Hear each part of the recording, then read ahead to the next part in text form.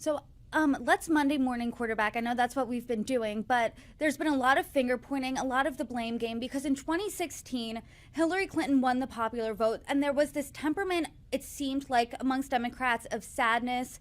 This feels a little more angry and a little more because the vote was so decisive that it's maybe Democrats need to reflect inward, hey, it's on us. What do we need to do differently? Who is to blame here for the Democrats' loss?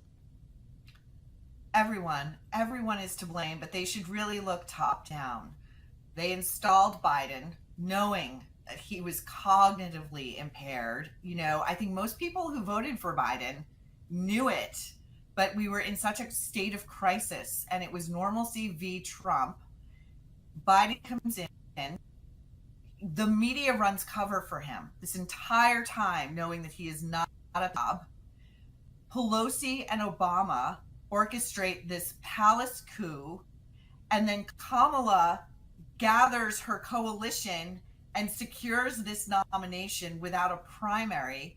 They go from Kamala is like the biggest political liability since Nixon to she's the candidate of joy. She's the candidate of change. And watch, if you just, we've been through so much just through June, but that candidacy of joy quickly curdled in the last month to one that just ran in opposition of Trump is Hitler, Trump is the end of American democracy. They had no message for the American people. And this party is so calcified and so living in its own echo chamber that it has got to let some oxygen in there and really, again, do a deep autopsy into what they are missing, because it is vast and deep. The Dem strategist I was talking to essentially said the same thing. It's time to throw out that playbook of yesteryear, of the Obama years, of the Clinton years, and there needs to be a new Democratic Party. And obviously, this is a referendum on the left, this vote. So do you see the pendulum swinging more toward the center? Do you see a future of a Democratic Party that's more moderate? What do you think that looks like? It's interesting, Brittany. I would hope so. But, for, again, a party that also messaged that it was Trump and people on the right, his voters, who are really divisive, who are tearing this country apart. It really is the messaging that's come from the left.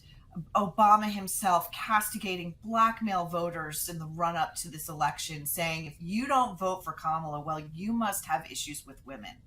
This is the kind of divisive rhetoric that is not helping. As long as they continue to call people who voted for Trump uneducated racist hillbillies, they've got a real problem. They really need to look in the mirror. And I worry that it won't necessarily get there, because what's going to happen is this segment of the media that was, basically buoyed by the first Trump term is, I think, going to run that same playbook just to get eyeballs. I don't know that it will work, but I think that's what they're probably banking on.